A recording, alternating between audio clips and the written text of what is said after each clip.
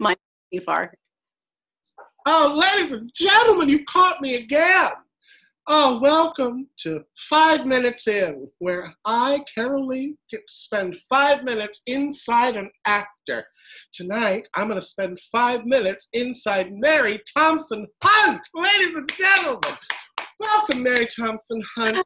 Hello, Curly. Oh, my goodness, you are so lovely. And thank you for doing this. I wouldn't have missed it. Thank you for having me. Oh, well, that's why I'm going to spend 5 minutes in you. Now, I have my first question. That's better than most, so I'm okay with it. Go ahead. I was thinking the same thing. I must have told you. Now, my first question, Mary Thompson Hunt, is why 3 names? I think that's ostentatious. Oh, my goodness. I'm impressed with that word. Congratulations.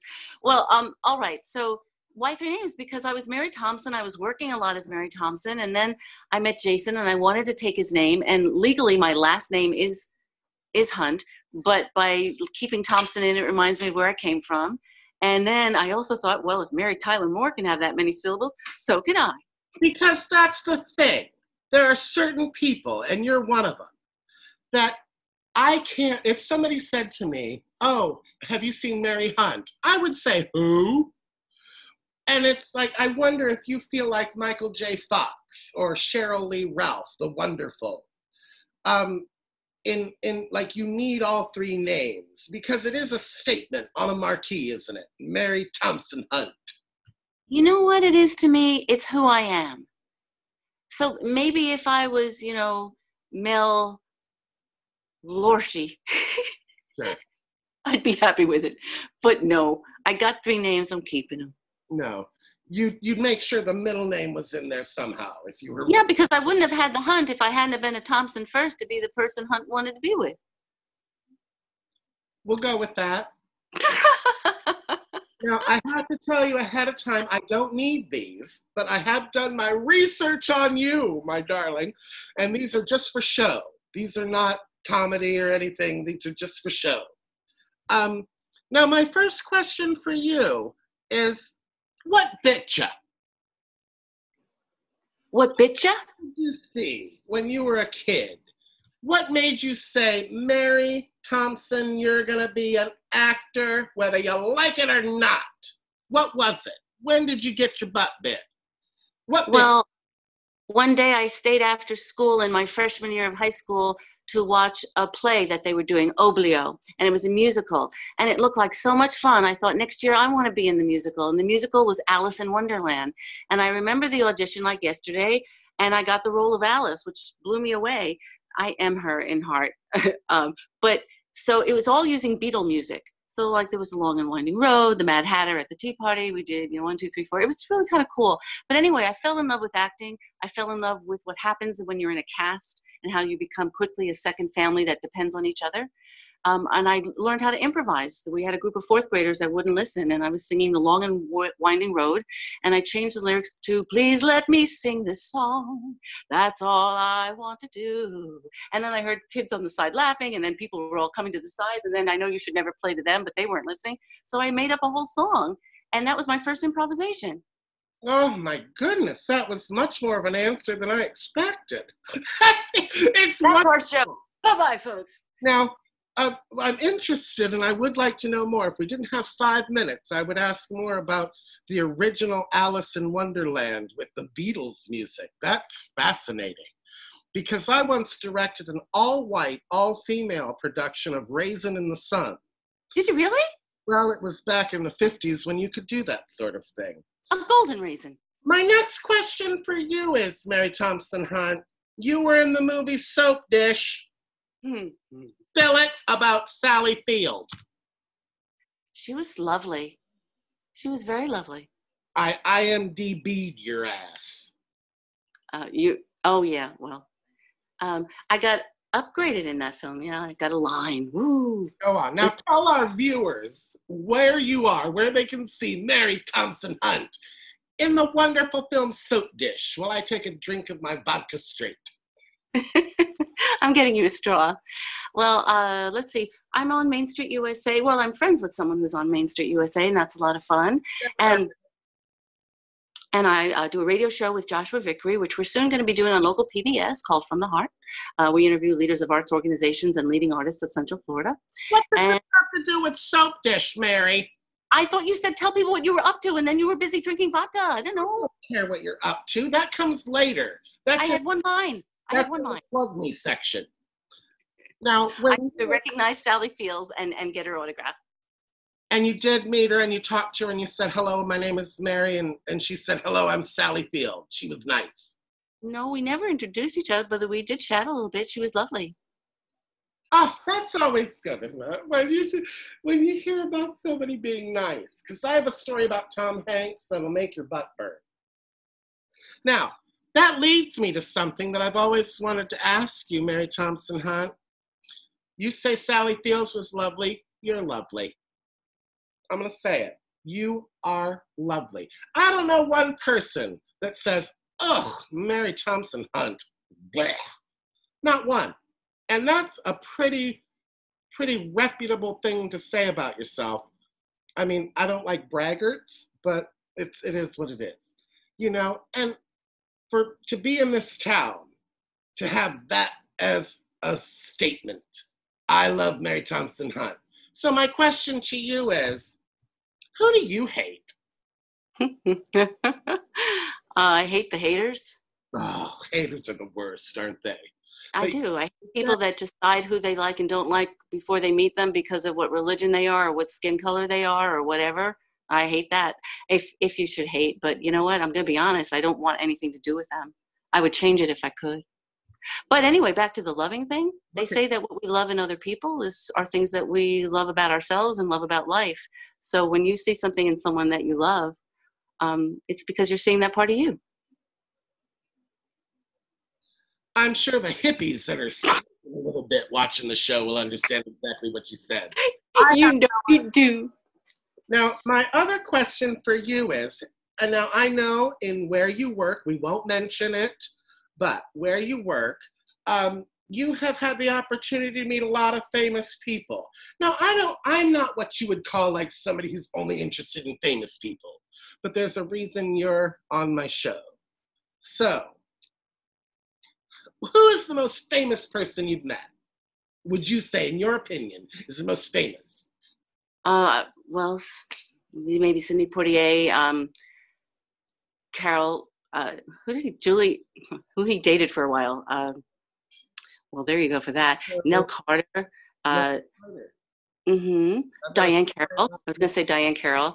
And I know who you're thinking of. I'm afraid I'm going to say the name wrong. Have you had an embarrassing moment? I guess.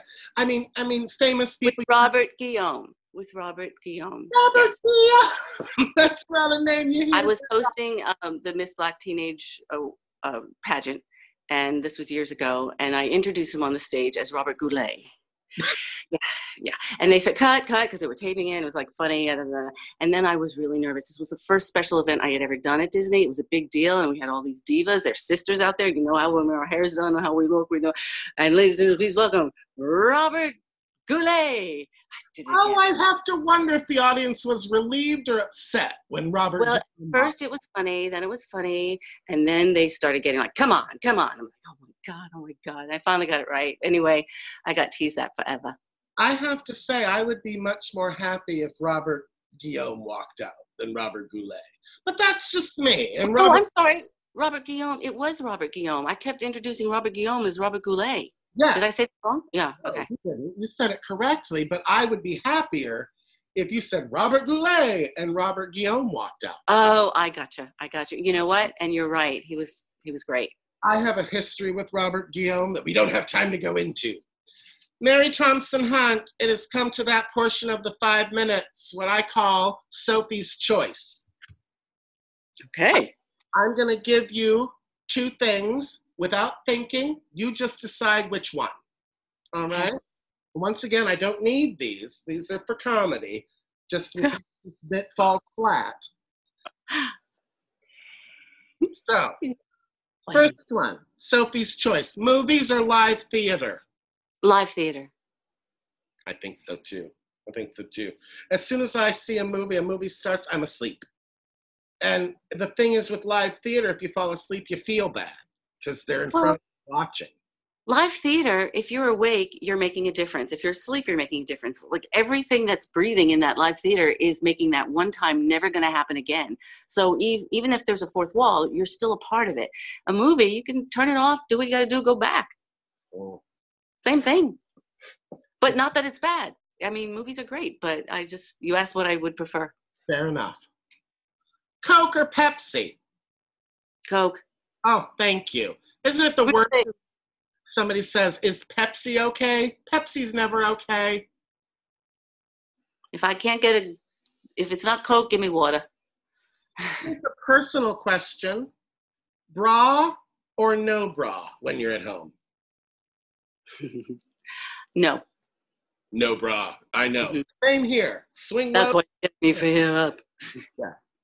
I like a natural look when I'm at home, which is this right here that you see. A natural look. You look lovely, dear. Oh my goodness. Thank you for saying that. If I have one more facelift, when somebody nibbles on my ear, I'll have to remind them that used to be my armpit. Wizard of Oz or The Wiz? Wizard of Oz or The Wiz? Live, The Wiz, film The Wizard of Oz. Oh, I was not expecting that curveball, and that's why you're Mary Thompson Hunt. The movie The Wiz did not make it, but the live production saw it many times when it first opened, and then of course the classic with Judy Garland. Well, what are you gonna say? The wonderful Mabel King. You know what I mean? She had dinner. Battle. It was good. I had dinner with Mabel King one night, and I say dinner, there was nothing left. So I went home hungry, which is not the first time. Shower or bath? Mary Thompson Hunt, shower or bath? They have their different reasons, but usually a shower. But when I want a bath and take a bath, there's nothing like it.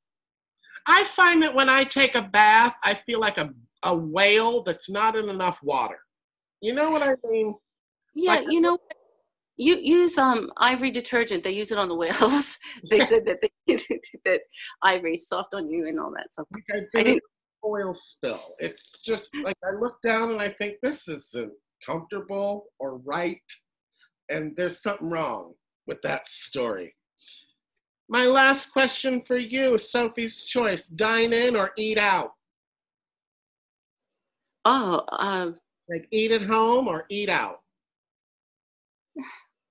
Eat in most of the time, but definitely got to eat out sometimes. So eat in, but then there's nothing like eating out. Then that's what makes it special. You don't do it all the time. Thank you. Thank you. And they cook.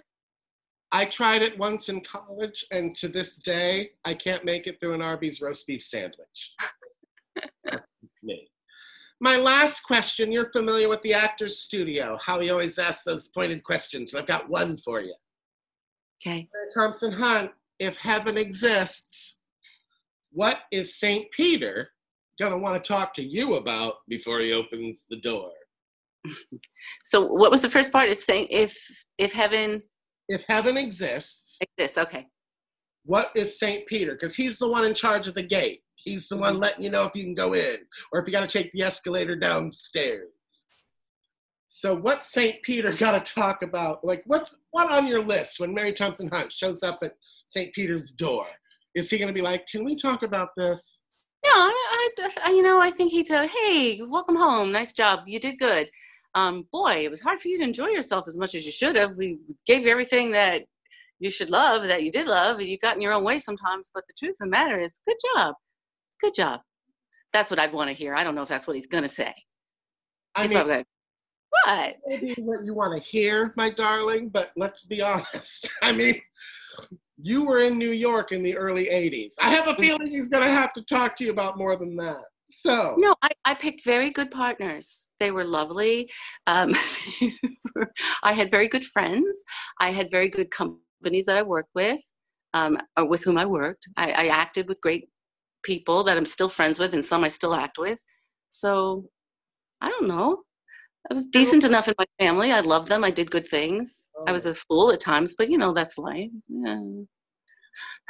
One thing for you, my darling, and this is your chance. I've been in you for almost 5 minutes. This is your chance to plug me. So what are you working on now? Where can we see Mary Thompson Hunt? And I'm going to pretend my best to sound interested.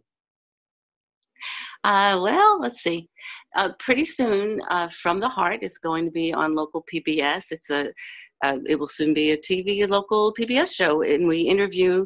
I say we, Joshua Vickery and I interview leaders of arts organizations and leading artists of Central Florida, and we find out why the arts are important in their point of view. And you always hear they speak from their heart and they get emotional because it's their life and it's a passion, and we're artists, and it's always cool. You leave there going, kind of, that was really cool, and then back to life. Oh, so I like it. Mary Thompson Hunt, this has been a joy, a pleasure. You are a treat. And this has been lovely. And I hope it's been as lovely for you as I'm going to pretend it has been for me. You were pretending this whole time? How dare you, sir? Honestly. Rude. Actors' lives matter.